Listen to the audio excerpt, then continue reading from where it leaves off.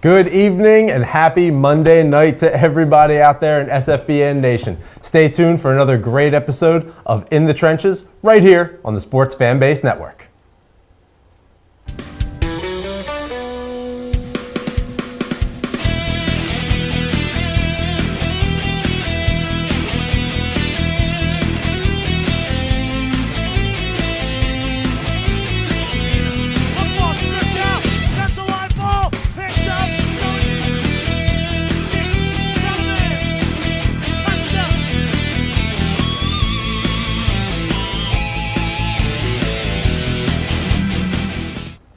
Good evening, SFBN Nation, and welcome to another episode of In the Trenches, right here on the Sports Fan Base Network. Thank you so much for tuning in as we are live here on Monday night after a very exciting weekend, of high school football. So thank you so much, and as you can see, I have filling in here again, the CEO and the host of Varsity Voice right here on the SFBN. Ari Bluestein, thank you so much for filling in again for Corey Sharp. Yeah, pleasure to be here. Corey's almost back to full strength, but I'm here for one more week. Yeah, well, Corey, we're wishing you well. We hope you get back here very, very soon, but sending our best to you. And as always, joining me on my right here, camera left, Mike Palmer. Hello. How you doing, Richie? How are you? How was your weekend? Oh, so good. Good to have you back here. Good to see you again, my friend. Very much. Thank you so much for joining us here for another episode. And before we begin and get to some great high school action from so many great games over Districts 1 through 12 in Pennsylvania, we want to do our final spotlight for Breast Cancer Awareness Month. Our final spotlight here will be the PA Pink Zone. So many of us on this panel have lost family, and friends that have been affected by breast cancer, and we want to do our part to spotlight some great charities and some great work that happens around the state of Pennsylvania. And the PA Pink Zone promotes cancer awareness and empowers survivors through year-round efforts to raise funds critical in supporting vital breast cancer organizations, charities, and facilities that focus on breast cancer education, prevention, diagnosis, and treatment.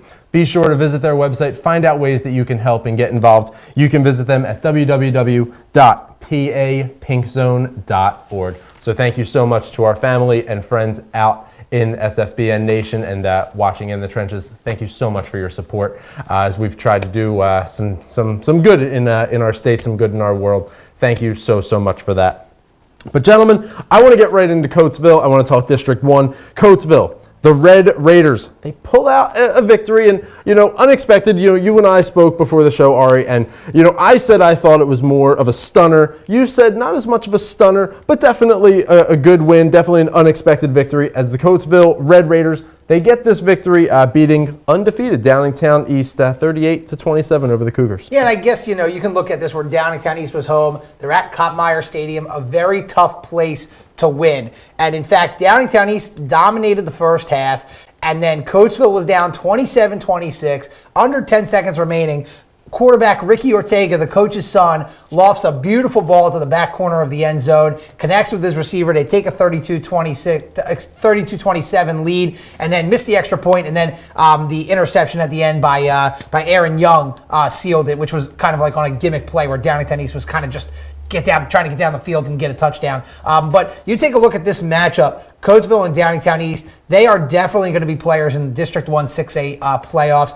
I picked Coatesville to win, which is, why you said, I thought it was an upset, but no, not me. I actually made the pick on Varsity Voice that Coatesville would win on the road because of Ricky Ortega, because of Aaron Young. They're a great team. But look, Downingtown East is a really, really nice team too. The Cougars are here to stay in terms of the playoff conversation, and I wouldn't be surprised if these two teams somehow meet in the District 1 semifinals. Wow. To be able to get a rematch, that would be really great. That would be really incredible, especially when you end the game, you have that pick six, and no, it's not the deciding factor, but it's just that final knife in the heart that really does hurt you. It's what stays with you. Yeah, it does, and I think that touchdown by Ricky Ortega that he threw was a beautiful ball, and that was with 3 seconds left. So Downingtown East really had nothing they could do. They tried the gimmick play, and then, like you said, the pick six, and Young takes it to the house. But when you talk about a potential rematch here, the Red Raiders and Downingtown East Cougars over the last few years have dominated the Chestmont League. Now, Coatesville has somewhat of a tough game with Bishop Shanahan. They're not out of the woods yet. That's coming up next week. But Coatesville, they are a very skilled team. And when I say skilled, I mean at the skill positions. Quarterback, and Aaron Young, he had the interception, but he's also the running back / slot back, slot receiver on the offensive end. So this is a very good Coatesville team. And again, these two are two of the best teams in the entire state of Pennsylvania, not just in this area. Wow.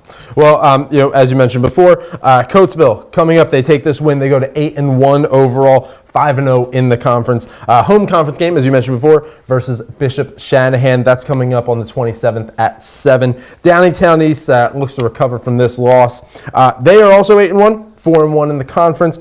They are on the road. Avon Grove coming up on the 27th at 7. Mike, I'll come over to you for this next game as we go over to District 2 and we go to Valor Field, Veterans Memorial Stadium, Division 2 game here. Number 2, Scranton Prep handily defeats West Scranton 52-20. Well, District 2 has 2 divisions here, Division 1 and Division 2, and Scranton Prep just clinched the Division 2 title with this victory over West Scranton.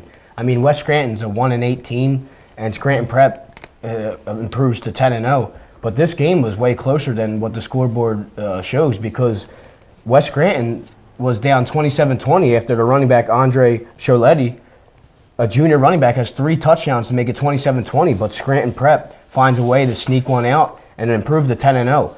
But a close game against a 1-8 West Scranton team. Scranton Prep was one of our favorites that we picked out to come to District 2. It was either between them or their other Scranton high school. But Scranton Prep, once again, goes 10-0 and 5-0 in their district and wins the Division 2 title with this win. They almost blew it, but West Scranton once again goes to 1-8 now. So. Well, and I think Coletti's the real deal. You look at Coletti, 3 touchdowns, keeps them within a touchdown early in third quarter. Last touchdown comes on a 63-yard run. Yeah, well, he found his tight end, Leo O'Boyle. O'Boyle rules right there. 3 touchdowns that night, and 2 touchdowns to his other tight end, Krikaku Drilly.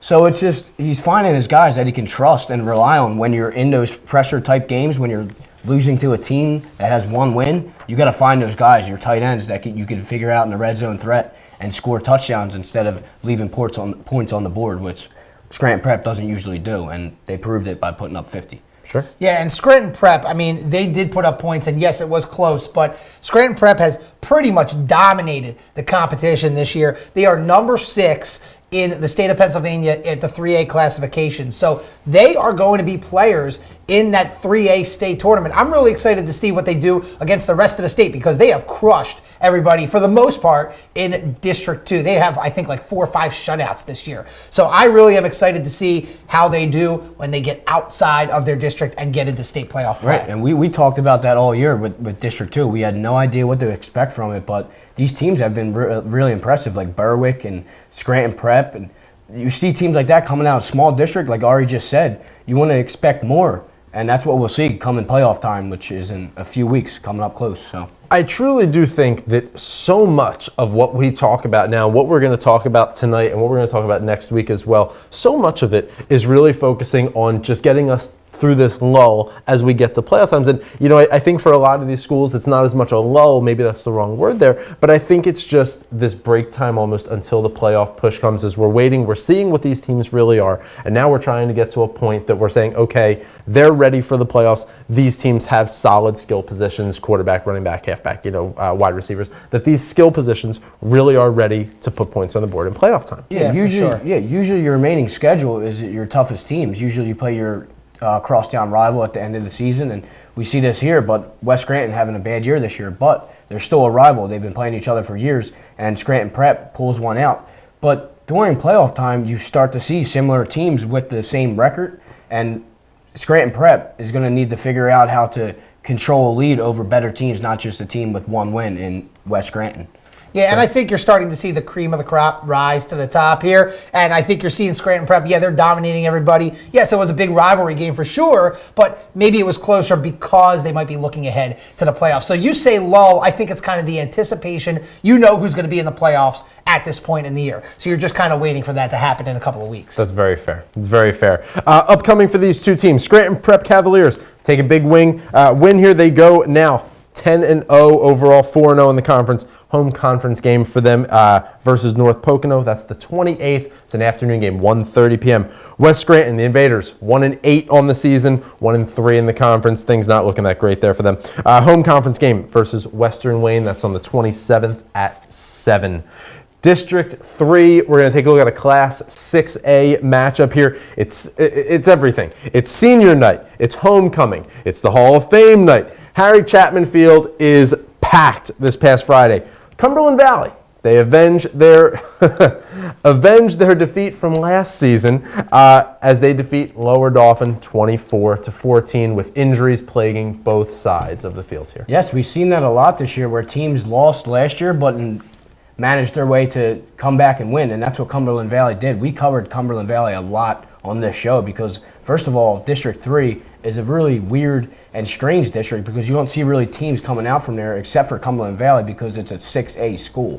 And when you got these 6A schools playing like Cumberland Valley is right now, you have to cover it. And Cumberland Valley wins against a team they struggle with in recent years in Lower Dauphin. And it was a great game, 24-14 with excellent running skills with a guy we covered last week, Jake Palmer. Once again, he comes out and rushes for 200 and has the game-sealing interception. That kid's making plays. We covered him last week, if you guys remember. So, I mean, Cumberland Valley, we covered them at least 3 times this year, and they just impressed me. I like to see them come out of District 3 with another impressive win against Lower Dauphin. And the rushing game is just incredible because not only Jake Palmer rushed for 200 yards, but you have another kid in Cole McCoy rushing for 187. And Cumberland Valley ends with 536 yards rushing and 8.4 yards a carry. And that's just great football, especially with Ari said last week, when it comes to these cold winter months into the later years, later in the season, you really need to run the ball. And that's exactly what Cumberland Valley did, putting up 500 yards on the ground. And when we look at this, when you look at 500-plus yards rushing, you mentioned Cole McCoy and you mentioned the quarterback, Jake Palmer. But in that, and I know you don't mean to, but we don't generally look beyond those 2 positions there. But you've got 2 more big rushers here. Galen Whitmer, he gets 95 yards. Jack Blessinger, 55 yards. There is just so much rushing here. You talk 500-plus yards. I don't know how any defense sustains being able to give up that kind of yardage. It's just the even distribution of the ball. Everybody wants to share the ball. There's no selfishness going on with this Cumberland Valley team. And a lot of teams in high school with the triple option style of play because you need to have guys. The fullback gets some carries. The guys that are coming in motion to catch the pitches. You got to have every guy on the same page, and that's exactly what Cumberland Valley is doing, perfecting this offense and sharing the ball. Well, Cumberland Valley is really playing some good football right now. You take a look at District 3. They're in the 6A classification, as you mentioned, Richie. They're number 6 in the whole state. You're talking about a team that beat Coatesville, the team that I just raved about, that beat Downingtown East. So you're talking about a team with multiple running threats that can really put up some offense that makes them very dangerous, as Mike just said, in the cold and winter months. They are going to challenge some of the good 6A teams that we see. Pine Richland across in District 7. Some of the teams in Philadelphia, St. Joe's Prep and LaSalle, the teams that we've talked about, and we're going to talk about Prep and LaSalle a little bit later. But Cumberland Valley is definitely in the conversation, and like Mike said, they've got the makeup to make a run to Hershey in the 6A classification. Yeah, definitely don't miss that St. Joe's Prep and LaSalle recap as we get to that soon. There's our teaser for the night. Cumberland Valley, you're right there. 3 red zone turnovers, 8 penalties, 84 yards. These are mistakes you can't make come playoff time. It's just you just can't do this. Upcoming, Cumberland Valley, the Eagles take this win. They go to 7-1 overall, 3-1 in their conference. They have a rivalry game, you can call it, Central Dauphin East. Coming up, October 27th, 7 o'clock. Lower Dauphin, they take this loss, go to 4-4 overall, but 4-0 in the conference. Homecoming night ahead for the Falcons. They have a home conference game versus Bishop McDevitt, not far from here, 27th at 7. District 6, we talked about them in weeks past. Let's go to State College. They take the loss 51-28 versus Harrisburg here. Well, it's all in the name of this game is Harrisburg versus State College. Just remember the State College name because Penn State is all over this game because Michael Parsons, excuse me, had a heck of a game. 10 rushes, 224 yards with 5 touchdowns. He is a Penn State commit. And with those backs at Penn State, I mean, you got Barry Sanders, his nephew. You have Saquon Barkley, the Heisman favorite right now. And this kid, Michael Parsons, is really stepping it up and really trying to make his presence known to go to Penn State with 224 yards rushing and 5 touchdowns against a state college team that was the only team that could possibly beat Harrisburg, because Harrisburg is the best team in District 6, remaining undefeated with a 51-28 victory over State College. I mean, if you have a kid that is rushing for 5 touchdowns and also taking kick returns 70 yards for a touchdown to just kill the other team's momentum, that is just pure dominance, and Penn State's lucky to have Parsons because he's going to carry Harrisburg into a state playoff run. Well, let's talk about Parsons. Parsons has 5 touchdowns on the day, one of those being on a 70-yard rush. And let's get to a quote here. Matt Linsell, according to the Center Daily Times, Little Lions head coach Matt Linsell says of Parsons, this is a great quote, he's a tremendous athlete. I think he's putting it mildly there. Obviously, once he's out in space, he's tough to bring down.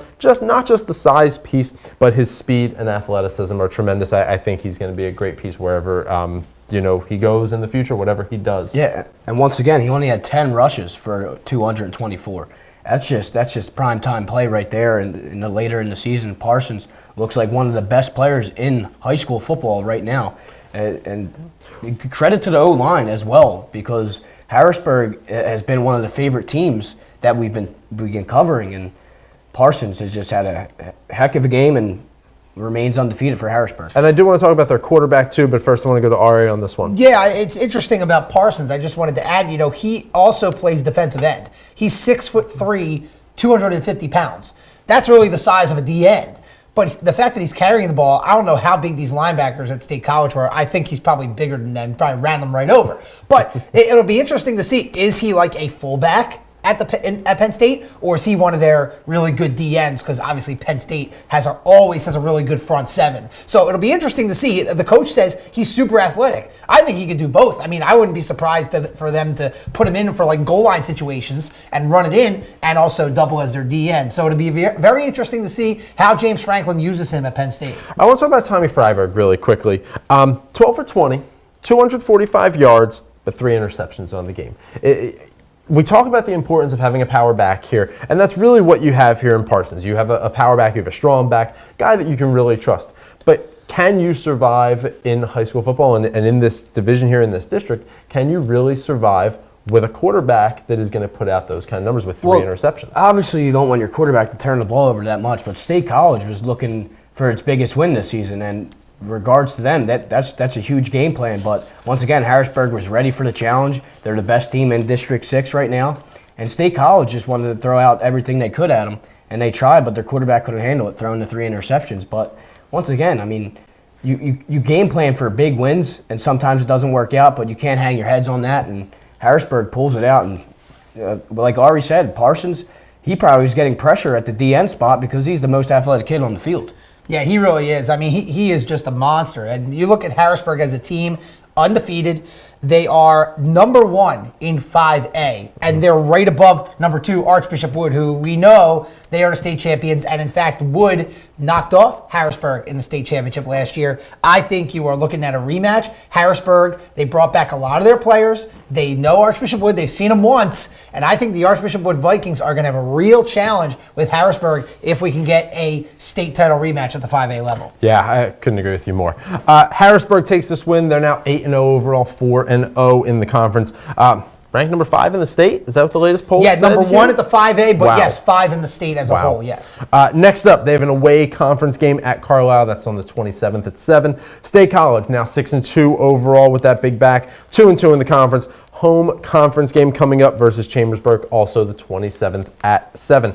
Let's go to District 7. The Gateway Gators, team we haven't really talked about on the show very much. McKeesport Tigers, 21-18. Gateway taking this one. Mike. Well, for the local District 7 paper, this was the game of the week, not the SFBN game of the week, but for the local guys, Gateway and McKeesport, pay attention. This was the game of the week and one of the best games we've seen in District 7, a 21-18 ball game. When you see the type of scores that you don't see that often, you know it was a great football game. And once again, the game ended like we've seen all year, an interception with 6 seconds left on the goal line.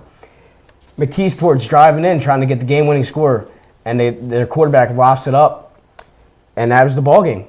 Gateway improves to 8-1 McKeesport drops to 6-2, but the second quarter was just insane. 6 turnovers in 14 plays. You could obviously tell this game was supposed to be high scoring, but those turnovers really slowed it down, and we seen a 21-18 final score. And that second quarter really got crazy. The game could have went either way for both teams. So District 7 is once again looking a little confusing, and I'm not sure who's going to come out of it. Well, let's talk about that defense really quick. Courtesy of TribLive.com, Gateway head coach Don Hall on the defense. Sometimes you depend on your offense to win, and sometimes you depend on your defense. The way our guys were playing, I felt pretty good about our defense being on the field. And it's rare that we see that coaches feel that comfortable with their defense, almost to a degree more comfortable than so with the offense. Well, usually when the defense, you see in high school, when the defense performs on that type of level, not letting up more than 20 points, it's because of the wacky stuff that's going in the games. The coaches didn't really want to do too much or game plan too much in order for the kids that they couldn't handle, because you see 6 turnovers in 14 plays for both teams. That's just a hectic start to a second quarter, and you figure that the coaches are not calling the conservative plays. They're trying to make it easier for the kids, but it didn't work out, as you see in a hectic second quarter with turnovers back and forth. I mean, that type of game, it's just anything could happen, and Gateway pulled it out.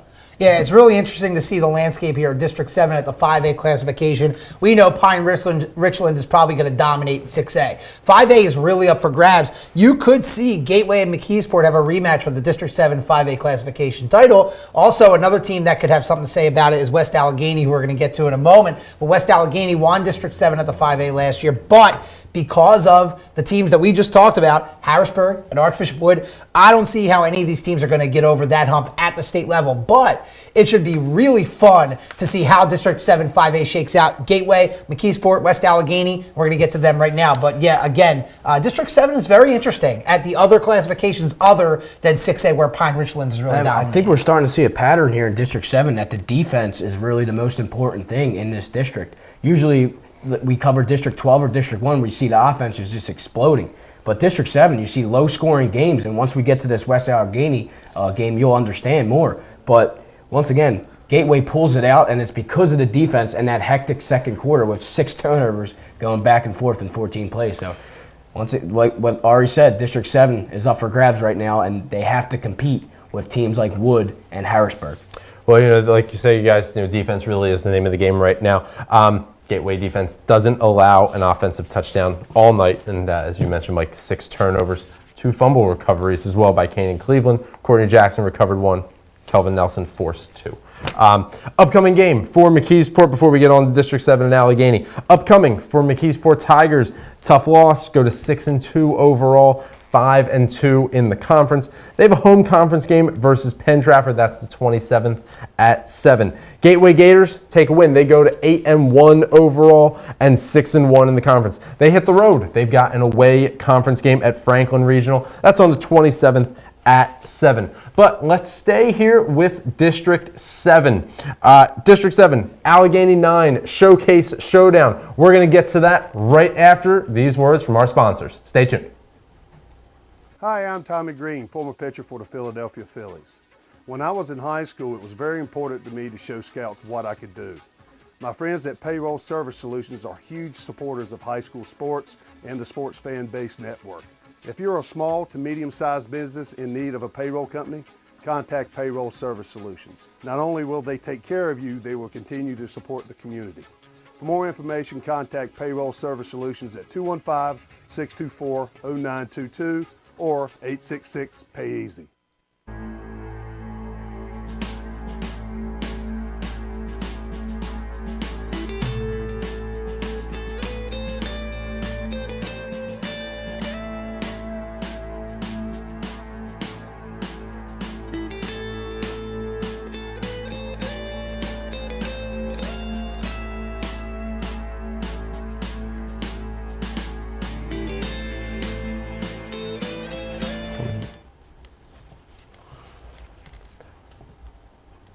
Welcome back to another episode of In the Trenches. Here you go. We are going to get right into District 7. We've got this Allegheny 9 Conference Showdown, and Mike, I'm coming to you.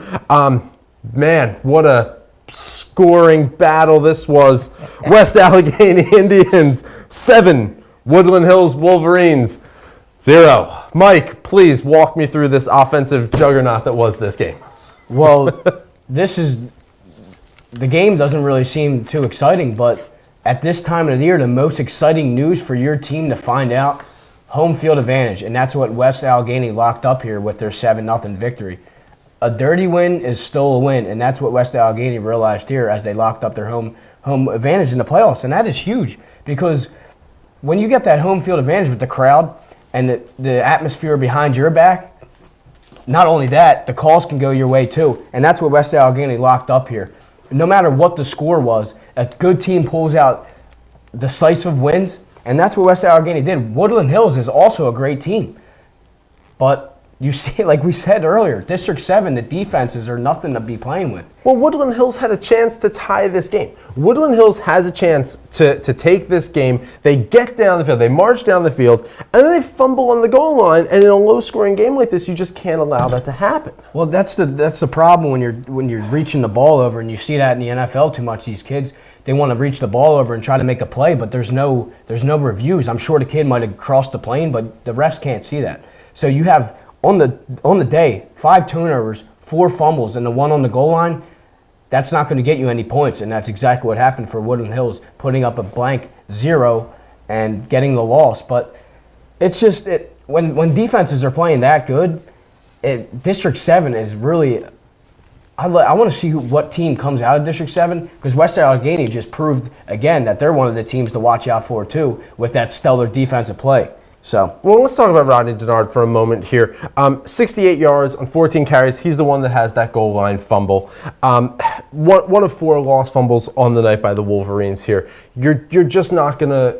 You're not going to be able to go into playoff time making goal line mistakes here. It's just not a possibility. No, you can't do that. I mean, and West Allegheny, Mike just mentioned, I think, they are in play here with, a couple of other teams that we just talked about with Gateway and McKeesport. They're in play, but, just overall, teams have to clean it up. I mean, this is the end of October. If this was the beginning of September, you're making these type of mistakes. I mean, we heard about the penalties earlier from one of the other teams. I forget which team it was, but you gotta clean it up. This is like, if you compare it to the NFL, this is week 16, baby. You have to be ready for wild card weekend. Upcoming for these two teams, West Allegheny takes the win. They go to 7-1 overall, 6-1 in the conference. They are on the road for an away conference game. Love the name of this school they're going to. Moon Area, October 27th at 7 p.m. There we go. I love this. This is beautiful. I need to mention fun names again.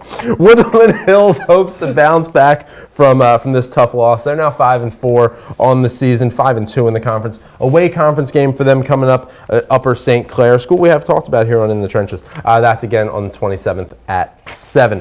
District 9, let's go to Ari, and we're going to talk about the Bradford Owls in this one. They get a road win versus Coatesville, the Golden Tide, 23-14 on this one. First off, great serenade, Mike. Thank you. Beautiful. Moon, a great athletics program, by the way, overall, especially in soccer. Coatesville, Golden Tide, great nickname. I love that. I love when I see the unique nicknames. It's great. And Coatesville really had a great start. They were up 14-0 in the first half, but Bradford is the better team. Coatesville, only a 1A school, a very small school district. Bradford, a 4A school, and they really picked it up in the second half. John Eakin, 24 carries, 191 yards, 3 touchdowns. And that 191, you know what the total was for Bradford on the night? 202. He accounted for 191 of the 202 yards of offense for Bradford. And that win secures a playoff spot in that funky District 5, 6, 9, Class 4A playoffs. And these are when the 3 districts are combined, obviously. And it's tough to see these teams kind of break out of it. You're talking about 4A, where usually the winner of this 5, 6, 9 bracket is going to have to play the winner of District 11, which pretty much is Bethlehem Catholic. So, I mean, good luck to these squads, and it's a good win for Bradford, but, good luck in the playoffs. 122 yards on the other side, though. Nick Stewart for the Golden Tide. Yeah, I mean, Nick Stewart had a good rushing touchdown in the first half. It was a 40-yard run, and then the other touchdown for Coatesville was a 46-yard touchdown from Bryce Timko. Actually, no, that was a pass, pardon me, Timko to Josh Terry. So this Coatesville team, we could talk about them for just a moment. They're a small school. They're single A. They're still with a decent record. They might have a shot to get in there. window. That Class A, is pretty much wide open. I know Bishop Guilfoyle is usually pretty solid for the small schools, but both of these teams, we'll see what they can do. But again, that 5, 6, 9 area, it kind of sounds like a little, drum beat or a musical chord or something. I don't know, 5, 6, 9. But we'll see what these teams can do come playoff time. But a good win for Bradford, especially coming from behind. Well, this win does secure a playoff spot for District 5, 6, 9, Class 4A playoffs for the Bradford Owls. Upcoming for these two teams here. Bradford actually has a week off, so good for them to get some rest, get them a chance to prepare for the playoffs a little bit. Curwensville, home non-conference game versus Phillipsburg, Osceola. Yeah. Forgive me. I'm sorry. Osceola. October 27th at 7 p.m. Going to District 12. We're getting close to our big game, our big SFBN game of the week. But first, let's take a little bit of a pit stop in District 12. Come to you, Mike. Newman-Goretti. Last time these teams met, Newman-Goretti actually forfeited the match. This time, Newman-Goretti with a 1-point victory, 22-21 over the Cardinal O'Hara Lions. Well, I don't want to sound too generic here, but Newman-Goretti has been the Cinderella story this year. They've been very impressive, and word on the street before this football season even started, this whole high school football season started, I heard somebody say, watch out for Newman-Goretti this year because they have a lot of transfers and a lot of kids starting to play football there. And the reason why I'm comparing this to is the Philadelphia Eagles, because every week they expect Eagles, that's a fluke win. But finally, Newman-Goretti proves that they have a huge win, and they come back from behind and beat Cardinal O'Hara. A 22-21 ball game. Newman stays undefeated and finally proves to all the naysayers that this is a huge win and a huge statement win against Cardinal O'Hara, a team that they've been rivals with and had great battles with in the recent years. But Newman pulls it off, remains undefeated, and remains the greatest story of high school football in Philadelphia this year.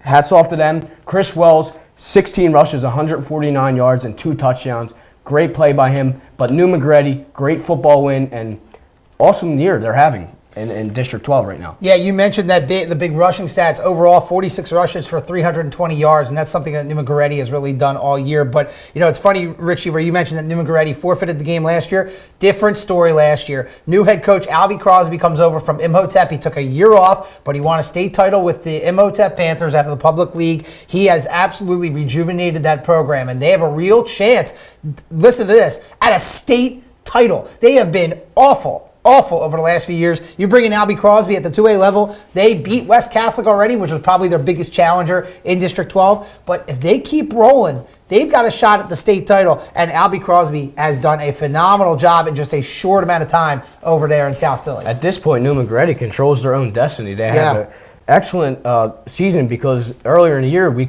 they picked up a game against a very good public league team in the Northeast, and they went out and beat them on short notice. That is just great. And Newman-Goretti, if they win the state title, hats off to them. They can make a state run as well at an undefeated right now with only a few games left. So, well, upcoming for these teams, Cardinal O'Hara hopes to bounce back. They're now 6-2 overall, 3-2 in the conference. They have a road conference game at West Catholic, October 27th at 8 p.m. This game takes place at Widener University. Newman-Goretti takes this win. They go to 7-0 overall, 5-0 in the conference. Big away conference game coming up against Conwell Egan Catholic. That's the 28th at 7. Now, folks, stay tuned because coming up, we stay with District 12. We talk St. Joe's Preps, the Hawks versus the LaSalle Explorers. Stay tuned for that. You're not going to want to miss it right here on In the Trenches. Hi, I'm Marty Bystrom, former pitcher for the Philadelphia Phillies. In my experience in Major League Baseball, I know how important it is for high school athletes to gain exposure. My friends at Payroll Service Solutions are huge supporters of high school sports and the Sports Fan Base Network. If you are a small to medium-sized business in need of a payroll company, contact Payroll Service Solutions. Not only will they take care of you, they will continue to support the community. For more information, contact Payroll Service Solutions at 215-624-0922 or 866-PAY-EASY. Hey, you. Who, me?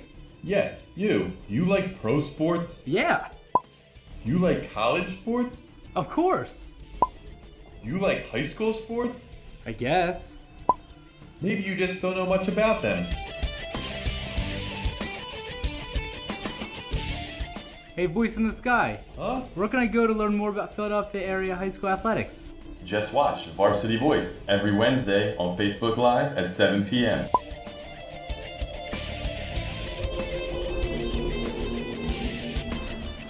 Welcome back to our final segment here on In the Trenches. And it is time. It was the SFBN Game of the Week as St. Joe's Prep Hawks take down the LaSalle Explorers, score of 28-14. And Ari, this was a matchup that really just didn't disappoint anybody. No, it really didn't. And, it was on our PCL portal on the Sports Fan Base Network. And, we've got some highlights that we want to show you. We're going to roll that in just a few moments. But this was just a phenomenal game. And LaSalle really started off strong in this one, Richie. They got the 7-0 lead, early rushing touchdown by the quarterback, Danny Selecki. But the play of the game and the thing that changed up the entire complexion of the game, LaSalle was up 7-0, marched right down the field. As you take a look at some of the highlights now, this was early on in the first quarter. You saw the LaSalle defense. They just suffocated the prep offense here. And McCray here, the quarterback for the prep, tries to throw a deep ball. It ends up not being a first down, as you can see by the spot. Well, he's lucky he could get his receiver up there for that. Yeah, exactly. So LaSalle already up 7-0 here,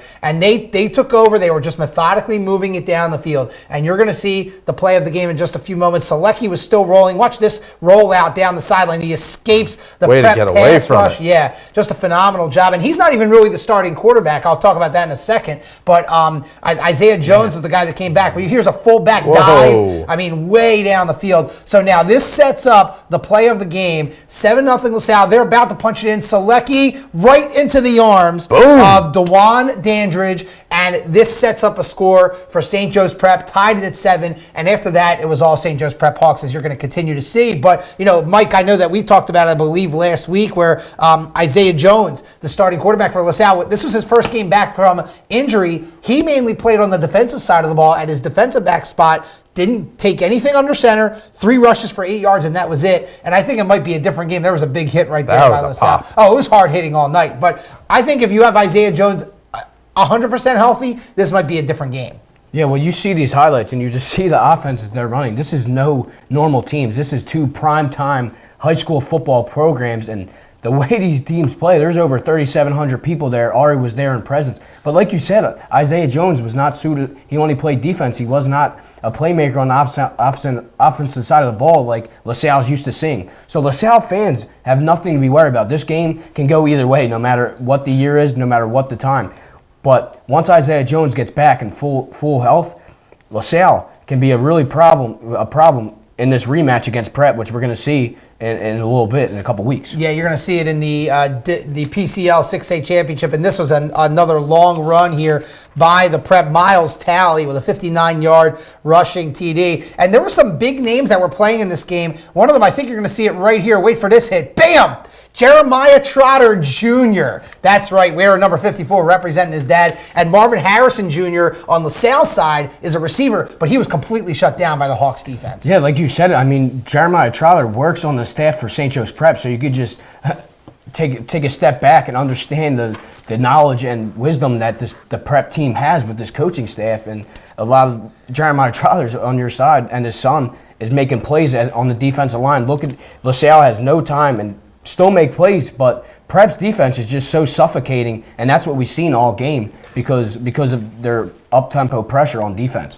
Well, LaSalle bookends the scoring here, getting a touchdown to start, and then the game. There's the late one. And that's the problem here. You've got 5.5 left in the fourth. This game, sure, LaSalle really had a chance, and they had chances throughout, but they just can't make it count. And they think the scoreboard here makes it look closer than it legitimately was. Yeah, I mean, look, LaSalle was in control of this game, up 7-0, about to punch it in and make it 14-0, and then Dandridge gets that pick on the goal line, and that is what changed the entire momentum of this game. And also, Marquez McCray played phenomenal. The St. Joe's Prep quarterback, who is still undecided, by the way, still his offers are rolling in. 11 of 15 for 134, 10 carries for 56, including 1 TD through the air, 1 on a long 45-yard rush, which we saw on our highlight reel. McCray is phenomenal. You saw Colby Burrell also with a couple of touchdown runs, I believe. This is a complete team, and we'll see what happens when they face off again. And with a healthy Isaiah Jones, can LaSalle beat the Prep? It could be possible, but not on this night, not on Friday night. Well, we see a pattern here. When